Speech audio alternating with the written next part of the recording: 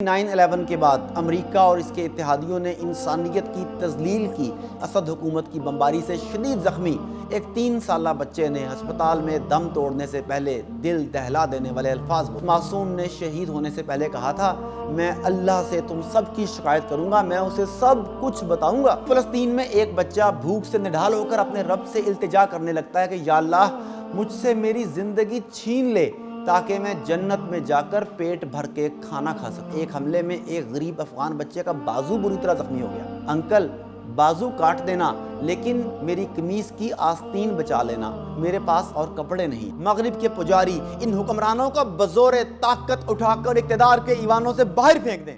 السلام علیکم ناظرین، 9/11 کے بعد امریکہ اور اس کے اتحادیوں نے انسانیت کی تذلیل کی ایسی خوفناک داستانیں رقم کی ہیں کہ دنیا ہلاکو خان سے لے کر ہٹلر تک سب کو بھلا چکی۔ 9/11 کے بعد مسلمانوں کا شکار ایسے کیا جا رہا ہے جیسے یہ انسان نہیں کیڑے مکوڑے ہوں۔ آج میں آپ کے ساتھ عالم کفر کی جانب سے جاری مسلمانوں کی ٹرافی ہنٹنگ یعنی شوقیہ شکار کے بارے میں، اس کی کوشش کے بارے میں آگاہ کروں گا کہ اس دوران لوگ کن کن ذہنی و جسمانی بحرانوں سے گزرتے ہیں، جس کے لیے مجھے آپ کے چند منٹ درکار ہوں گے۔ دوستو، اس حوالے سے پہلے ذکر ہو جائے مشرق وسطیٰ کے ملک شام کا، جو 15 مارچ 2011 سے عرب سپرنگ نامی انقلاب یا پراکسی وار کے چنگل میں پھنسا ہوا ہے۔ بات کرنے سے پہلے ایک وضاحت کیے دوں کہ ہم بشار الاسد کو شامی مسلمانوں کا قاتل اور ناجائز حکمران مانتے ہیں، اور اب آتے ہیں اصل مدعے کی جانب جس کے لیے میں آپ سے مخاطب ہوں۔ اسرائیل کے ارد گرد واقع مسلمان ممالک کو خانہ جنگی میں دھکیل کر کمزور کرنے کے لیے یہودیوں اور صلیبیوں نے عرب سپرنگ کے نام سے جو ڈرامہ کھیلا، اس میں اب تک لاکھوں مسلمان ہلاک اور کروڑوں بے گھر ہو چکے۔ آج بھی چل رہے اس خونی ڈرامے کے دوران اگست 2012 میں اسد حکومت کی بمباری سے شدید زخمی ایک 3 سالہ بچے نے ہسپتال میں دم توڑنے سے پہلے دل دہلا دینے والے الفاظ بولے۔ اس معصوم نے شہید ہونے سے پہلے کہا تھا، میں اللہ سے تم سب کی شکایت کروں گا، میں اسے سب کچھ بتاؤں گا۔ اس بچے کے ان الفاظ کو اس کے قاتلوں کے اخباروں اور میڈیا نے بھی منافقانہ انداز میں نوحہ کنا ہوتے ہوئے رپورٹ کیا تھا۔ یہ اور بات ہے کہ ان کے آنسو مگرمچھ کے آنسو تھے، اور جہاں تک ہمارے مسلمان حکمرانوں کی بات ہے تو وہ صلیبیوں اور صہیونیوں سے کم نہیں، اور کم اس لیے نہیں کیونکہ ان کی اکثریت ان صلیبی و صہیونی قاتلوں کی سہولت کار ہے، بلکہ میں تو یہ تک کہوں گا کہ مسلمان حکمرانوں کی اکثریت اللہ اور روز قیامت پر کسی بھی قسم کا یقین ہی نہیں رکھتی۔ ہاں، یقین کرنے کی ڈرامہ بازی ضرور کرتی ہے، کیونکہ اگر کسی بھی مسلمان حکمران کا اللہ پر رتی بھر بھی یقین اور ایمان ہوتا تو اس 3 سالہ بچے کی یہ آہ خالی نہ جاتی، اور شاید بشار الاسد آج شام کا حکمران بھی نہ ہوتا۔ ناظرین، اس کے بعد اب بات ہو جائے نبیوں کی سرزمین فلسطین کی، جہاں 1948 سے مسلمانوں کا خون بہہ رہا ہے۔ اسی فلسطین میں ایک بچہ بھوک سے نڈھال ہو کر اپنے رب سے التجا کرنے لگتا ہے کہ یا اللہ مجھ سے میری زندگی چھین لے تاکہ میں جنت میں جا کر پیٹ بھر کے کھانا کھا سکوں۔ استغفر اللہ استغفر اللہ۔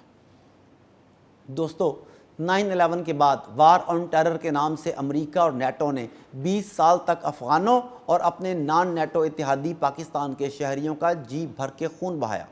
صلیبیوں، ہندوؤں اور صہیونیوں کی افغانستان میں اس گھس بیٹھ کے دوران ایک حملے میں ایک غریب افغان بچے کا بازو بری طرح زخمی ہو گیا۔ ڈاکٹروں کے پاس اس افغان بچے کا بازو کاٹنے کے سوا کوئی چارہ نہ تھا۔ جب وہ بازو کاٹنے لگے تو بچہ کہنے لگا، انکل بازو کاٹ دینا لیکن میری قمیص کی آستین بچا لینا، میرے پاس اور کپڑے نہیں ہیں۔ ناظرین، جنگ زدہ ممالک کے مفلوق الحال بچوں کی بالغ نظری دیکھ کر اس بات پر یقین اور زیادہ پختہ ہو جاتا ہے کہ غریب کا بچہ جلد بالغ ہو جاتا ہے۔ اسی بلوغت اور شرم و حیا سے جڑا ایک اور واقعہ جس کا تعلق پھر ملک شام سے ہے، مگر اس واقعے سے مسلمان دنیا کی مغرب زدہ حکمران کلاس اور اس کے بیوی بچوں کا کوئی تعلق اور واسطہ نہیں۔ واقعہ کچھ اس طرح ہے کہ بمباری کے دوران ایک شامی بچی ملبے کے ڈھیر میں دفن ہے اور لوگ اسے ملبے کے ڈھیر سے نکالنے میں لگے ہوئے ہیں۔ اس دوران اس ریسکیو ورک کی ویڈیو بھی بنائی جا رہی ہے۔ جب بچی کو پتہ چلتا ہے کہ اس کی ویڈیو بنائی جا رہی ہے تو وہ معصوم اپنی بچی کھچی توانائی سے ملبے کے ڈھیر کے نیچے سے ہی چلانے لگتی ہے، انکل میری ویڈیو مت بناؤ، میں بے حجاب ہوں۔ کہاں عوام الناس سے تعلق رکھتے مسلم امہ کے بچوں میں پائی جانے والی یہ بلوغت اور شرم و حیا، اور کہاں ہمارے مغرب زدہ حکمران اور ان کے بیوی بچے۔ دوستو، میں نے گفتگو کے آغاز میں کہا تھا کہ عالم کفر کی جانب سے مسلمانوں کی ٹرافی ہنٹنگ یعنی شوقیہ شکار کیا جا رہا ہے، تو ثبوت کے طور پر ذرا اس تصویر کو تو ملاحظہ فرمائیے۔ اس تصویر میں موجود چاروں افراد سمیت 5 امریکی فوجیوں نے افغانستان پر قبضے کے دوران سول افغان افراد کی جب ان کے جی میں آیا ٹرافی ہنٹنگ کی، اور ساتھ میں یہ شکاری ٹرافی ہنٹنگ کے اصول کے مطابق شکار کیے جانے والے معصوم افغانوں کی انگلیاں بھی بطور نشانی کاٹ کر اپنے ساتھ لے گئے۔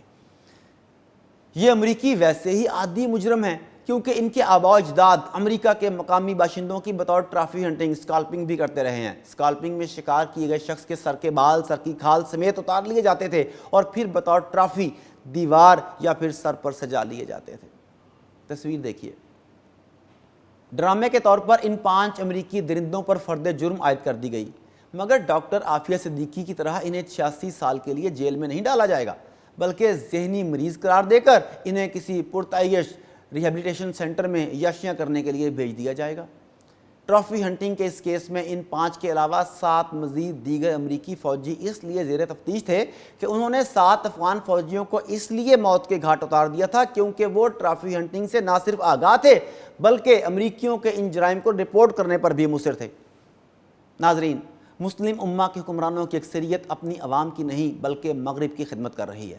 جس طرح پاکستان کے حکمران پیسے لے کر مار خور کی ٹرافی ہنٹنگ کرواتے ہیں، کچھ حکمران بالکل اسی طرح اپنی عوام کی بھی ٹرافی ہنٹنگ کرواتے ہیں۔ اسی ملک کے حکمران ڈالروں کے عوض ڈرون حملوں کے ذریعے اپنے ہی بچوں کا خون کرواتے رہے ہیں اور ڈاکٹر عافیہ صدیقی کی طرح زندہ شکار بھی ان کے حوالے کرتے رہے ہیں۔ افغان کٹ پتلی حکمران بھی 20 سال تک یہی کام کرتے رہے۔ بشار الاسد آج بھی یہی کام کر رہا ہے۔ اگر 57 اسلامی ممالک کے حکمران بھی مغربی ممالک کے حکمرانوں کی طرح واقعی اپنی قوم کے بن جائیں تو کون یہ جرت کر سکتا ہے کہ وہ کسی مسلمان بچے کا گلا دبائے، کسی مسلمان عورت کی بے حرمتی کرے یا کسی مسلمان نوجوان کی لاش گھسیٹے؟ انڈیا اور مغرب کے واشیوں میں یہ جرت صرف اس لیے ہے کہ ہماری حکمران کلاس مغرب کی مسلط کی ہوئی غلام کلاس ہے جو بطور وائس رائے ان کے لیے خدمات سر انجام دے رہی ہے۔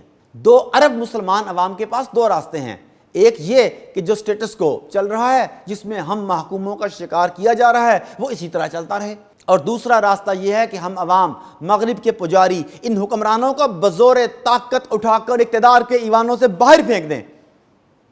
اگر اس کے علاوہ کوئی اور حل آپ کے ذہن میں ہے تو ہمیں آگاہ کیجئے، ورنہ کچھ سوچئے۔ اللہ نگہبان۔